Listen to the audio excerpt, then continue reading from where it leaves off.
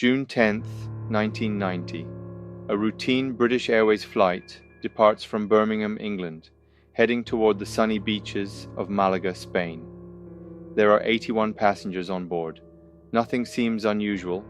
The weather is good, the aircraft is functioning normally, and within minutes the crew expects a quiet and uneventful flight. But just 13 minutes after takeoff, a deafening explosion tears through the cockpit. The captain is violently ripped from his seat. His upper body is sucked out of the aircraft. At 17,000 feet, traveling at hundreds of miles per hour, for the next 20 minutes he will remain trapped outside the airplane while his colleagues desperately try to keep him alive. This is the incredible true story of British Airways Flight 5390. The aircraft involved was a BAC 111528FL, registered GBJRT. It had been operating for nearly 2 decades and was considered a reliable workhorse of British Airways fleet. On the flight deck were Captain Timothy Lancaster and First Officer Alistair Aitchison. Lancaster was an experienced pilot with more than 11,000 flight hours. Aitchison had accumulated approximately 7,500 hours of flight experience. Together, they had flown countless routine flights.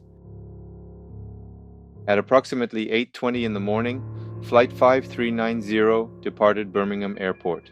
The aircraft climbed normally through the lower altitudes. As is common during cruise preparation, the pilots loosened the upper portions of their harnesses. The autopilot was engaged. Cabin crew prepared breakfast service. Passengers relaxed in their seats. Everything appeared normal, but hidden in the cockpit was a maintenance mistake that had been made less than 2 days earlier, a mistake that would soon push the aircraft to the brink of disaster. At approximately 17,000 feet, a sudden bang echoed throughout the cockpit. The left windshield panel, directly in front of Captain Lancaster, separated from the aircraft. Instantly, the cockpit experienced explosive decompression. The pressure difference between the inside and outside of the aircraft created a powerful force. Air rushed outward at tremendous speed.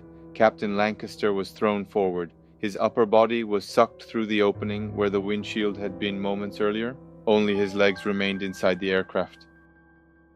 Flight attendant Nigel Ogden happened to be entering the cockpit at the exact moment the windshield failed.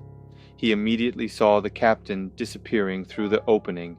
Without hesitation, he grabbed Lancaster's legs. The force was enormous. Freezing air blasted into the cockpit. Loose objects flew through the cabin. Communication became extremely difficult. Ogden later described struggling to maintain his grip while fearing he might be pulled out himself. The crew initially believed the captain had probably died instantly. His face was pressed against the fuselage. His body was exposed to freezing temperatures and hurricane-force winds. Yet nobody dared let go. There was concern that if Lancaster's body detached, it could strike the tail or even enter an engine, creating an even greater catastrophe. While the cabin crew struggled to hold onto the captain, First Officer Alistair Aitchison faced an almost impossible task. The sudden decompression had disengaged the autopilot. The cockpit door had been blown inward. Papers and debris filled the flight deck. The roar of wind was deafening. Despite the chaos, Aitchison remained calm. His first priority was to maintain control of the aircraft. He initiated an emergency descent. The aircraft rapidly descended toward a safer altitude where passengers and crew could breathe more easily. At the same time, he declared a Mayday emergency and coordinated with air traffic control. His destination was no longer Málaga. His objective was simply to get everyone on the ground alive.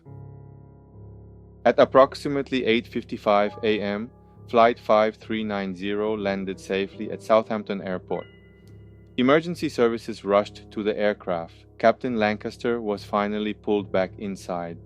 Against all expectations, he had survived. He suffered frostbite, shock, fractures to his wrist, thumb, and elbow, along with numerous bruises. Nigel Ogden also required medical treatment for injuries sustained during the ordeal, but incredibly, all 87 people on board survived. Investigators soon focused on the missing windshield. The findings were astonishing. Only 27 hours before the flight, the windshield had been replaced during maintenance. The technician responsible had selected the mounting screws incorrectly. Of the 90 screws securing the windshield, 84 were too small in diameter. The remaining 6 were the correct diameter but too short. As the aircraft climbed and cabin pressure increased, the undersized screws could no longer hold the windshield in place.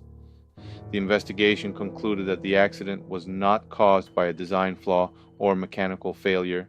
It was caused by human error during maintenance, and this error is still used as a lecture today. So, what happened to the crew?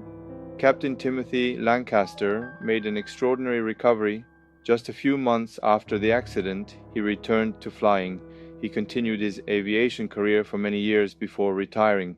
First Officer Alistair Aitchison was widely praised for his exceptional handling of the emergency. Nigel Ogden became known throughout the aviation world for his courage and determination.